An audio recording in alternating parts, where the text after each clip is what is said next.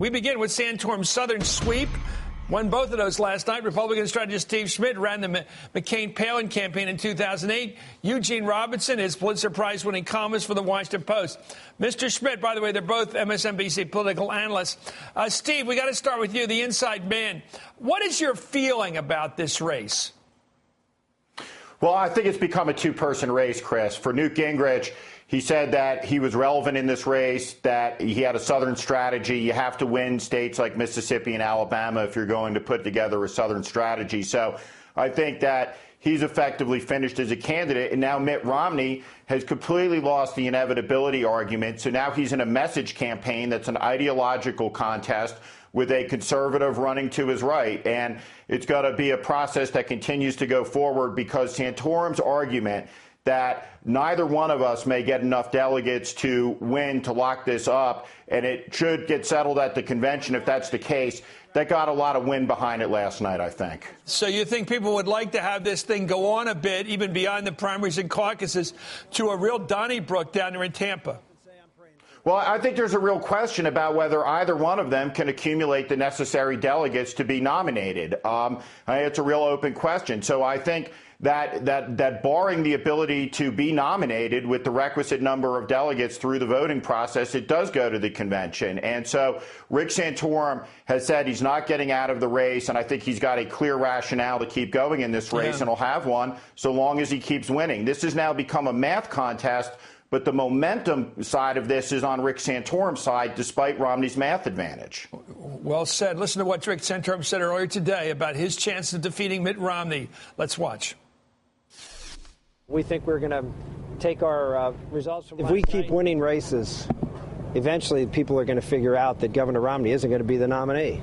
And you can, when you keep getting outspent 7, 8, 9, 10 to 1, and you win races, it has to tell you there's something fundamentally right with what we're doing and the message we're delivering, and there's something fundamentally flawed about the candidate that we're running against. You can't look at someone who has that huge money advantage, all the establishment behind him, all the media singing the song that he is the inevitable candidate, and all we're doing is slowing this process down, and we're hurting our chances in the fall, none of which is true, but all of which is being out there told to the Republican voter, and yet Republican voters are overwhelmingly saying no.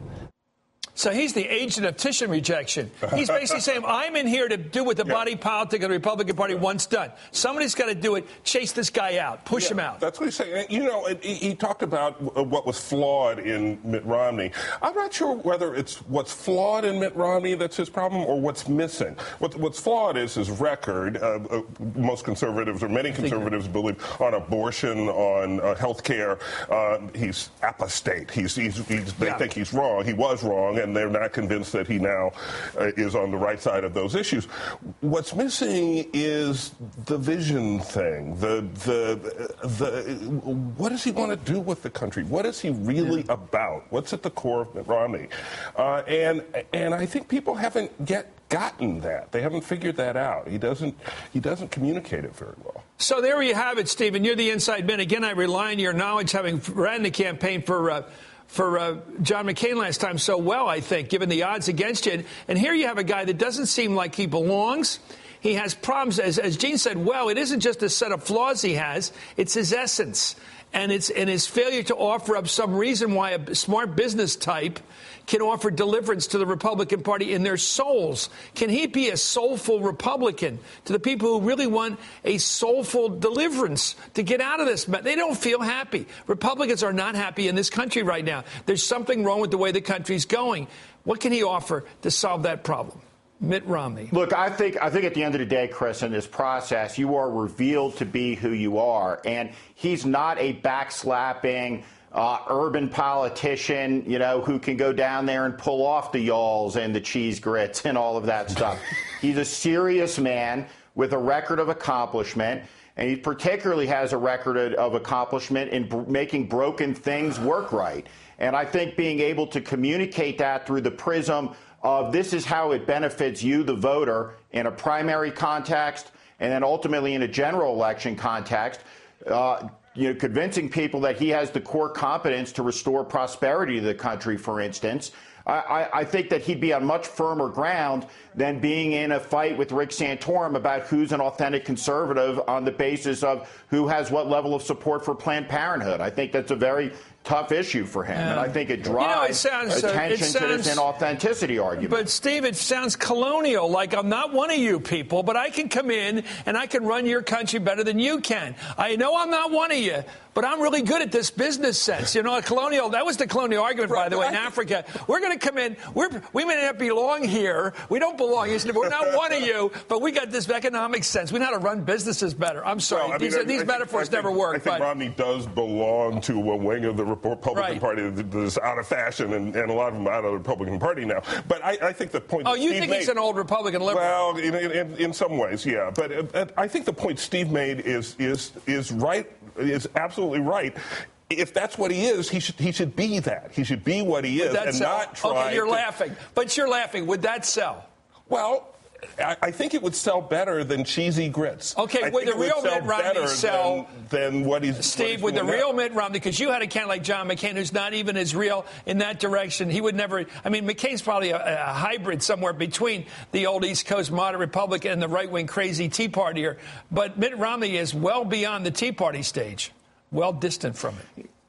Yeah, look, I think that the party has changed a great deal over the last 4 years. And I think that there's a real argument to be made that, Mitt Romney may be the last person, who's got a fairly moderate record on a number of issues from a state like Massachusetts could compete as well as he's competed in the Republican primary if the party continues to evolve at the rate it's changed over the last 4 years. Yeah. But nevertheless, Chris, he does have a substantial lead in the math. The inevitability argument is out the window. They didn't want the math argument, but now that they're in it, they're winning that math argument. And so he does have advantages going forward in this contest, but there's no doubt he's going to have to fix some elements of his messaging. I just imagine that convention. You may not like me, but look at these numbers. I got numbers to prove you got to take me. That's going to be awful. But anyway, today on Fox News, Mitt Romney was asked in person at live television whether his losses in Alabama and Mississippi underscored the fact that the conservatives in the party do not want him to be their nominee. Here's how he answered. Let's watch.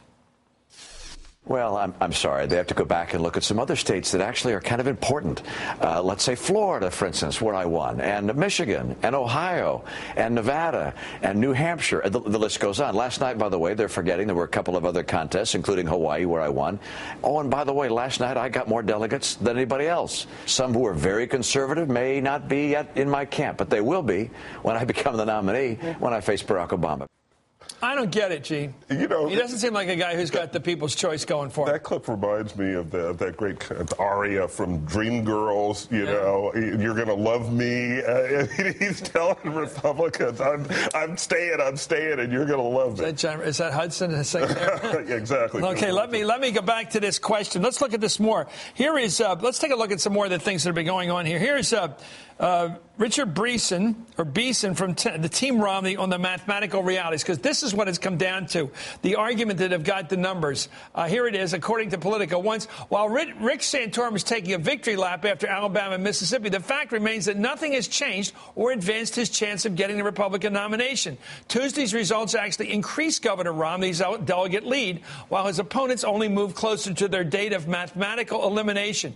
How does this sound in the hustings, Steve, to hear if you're a voter in Illinois this Tuesday? Well, you don't really matter because the numbers here say you're finished if you want to vote for Santorum. Well, that's not an argument that is penetrating to voters in states like Illinois. That's an argument for the inside Washington and the donor community that's funding the campaigns. And one of the interesting things, Chris, on the Republican side, you have Rich Beeson for Romney, and then you have John Yob for Santorum, and they're both hugely respected inside the Republican Party, and they're both making arguments that people find confusing. They don't know which side to believe and who is exactly where, because we're in uncharted territory with the proportional allocation of the delegates. This is a rule change for the Republicans. So we're in a new space with this. So, the one thing that's clear is that the Santorum argument that I'm not getting out of the race no matter where the math is on this right now, that if I keep winning, I have as good a shot to get this nomination as Romney does,